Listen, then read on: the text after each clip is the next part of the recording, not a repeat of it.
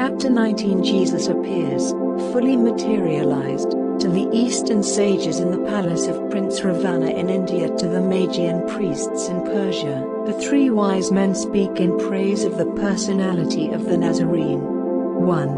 Ravana, Prince of India, gave a feast. His palace in Orissa was the place where men of thought from all the farther east were wont to meet. 2. Ravana was the prince with whom the child Jesus went to India with when 12 years old. 3. The feast was made in honor of the wise men of the east.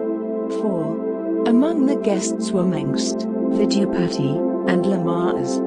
5. The wise men sat about the table talking of the needs of India and the world. 6.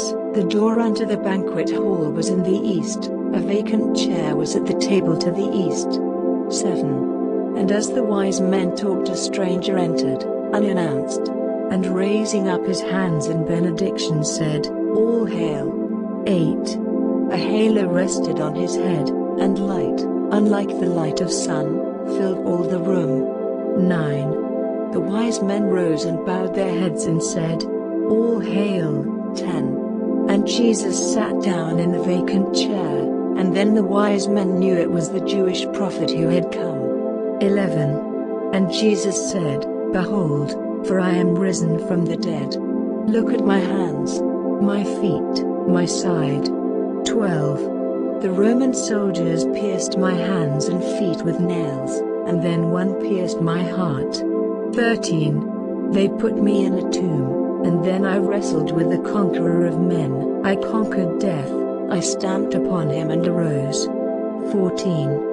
Brought immortality to light and painted on the walls of time a rainbow for the sons of men, and what I did all men shall do. 15. This gospel of the resurrection of the dead is not confined to Jew and Greek, it is the heritage of every man of every time and clime, and I am here a demonstrator of the power of man. 16. Then he arose and pressed the hand of every man and of the royal host, and said, 17.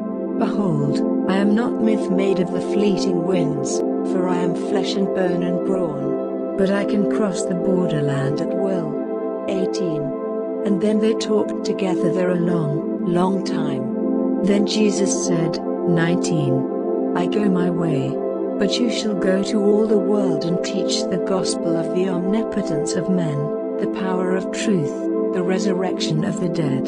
20. He who believes this gospel of the Son of Man shall never die. The dead shall live again. 21. Then Jesus disappeared, but he had sown the seed. The words of life were spoken in Orissa, and all of India heard. 22. The Magian priests were in the silence in Persepolis, and Caspar, and the Magian masters, who were first to greet the child of promise in the shepherd's home in Bethlehem, were with the priests. 23. And Jesus came and sat with them, a crown of light was on his head. 24. And when the silence ended, Caspar said, A master from the royal council of the Silent Brotherhood is here, let us give praise. 25. And all the priests and masters stood and said, All hail. What message from the royal council do you bring? 26.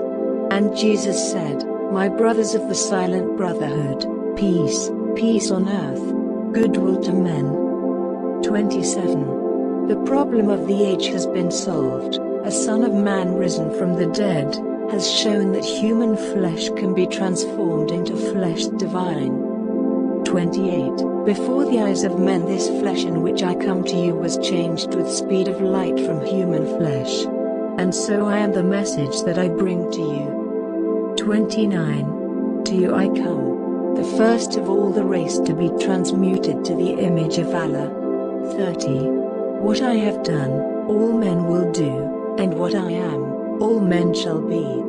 31. But Jesus said no more. In one short breath he told the story of his mission to the sons of men, and then he disappeared.